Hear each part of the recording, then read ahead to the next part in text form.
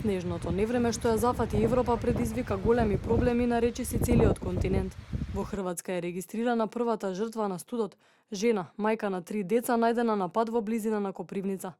Со обдукција не е установена насилна смрт и затоа е исклучена можноста да настрадала во сообраќај на несреќа и се претпоставува дека починала од смрзнување. Низ сите балкански држави снегот предизвика пречки на поголемиот дел од патиштата. Хрватските метеоролози огласија црвен метеоаларм со предупредување за многу студен бран, кој викендов ќе ја спушти температурата и до минус 20 степени, со силна бура и оркански ветер, кој во својот врв ќе достигнат од 110 до 185 км на час и значително ќе го зголемат чувството на студ.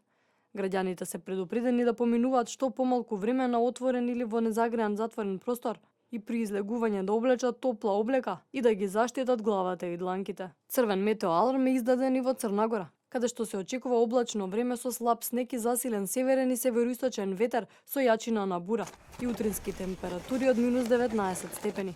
Црногорските власти стравуваат дека во вакви услови може да се јават проблеми со електродистрибутивниот систем, особено во северниот дел на земјата.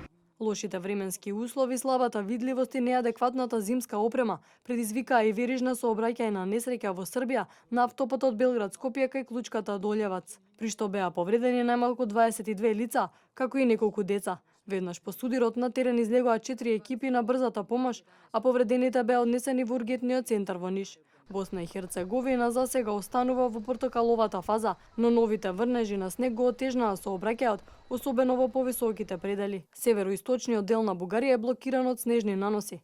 Патиштата во областите Силистра, Русе, Добрич, Разград и Шумен се целосно затворени, а без струја останаа сите населени места во општината Девња. Бугарските медиуми известија и дека лавина затрупала маж во Рила, додека уште едно лице е пронајдено мртво кај Сандански. Ситуацијата во Европа не е помалку драматична. Невремето Аксел предизвика поплавување на крајбрежните делови на Германија и Скандинавија, а температурата во делови од скандинавскиот полуостров се спушти и до 40 степени под нулата.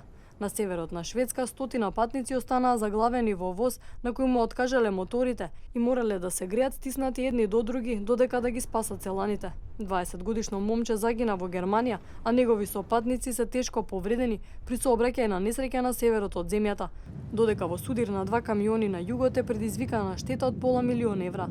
Според метеоролозите, невремето сега се движи преку Балтикот кон Белорусија и станува збор за рекордно зголемување на нивото на морето на западниот европски брег за 1,8 метри.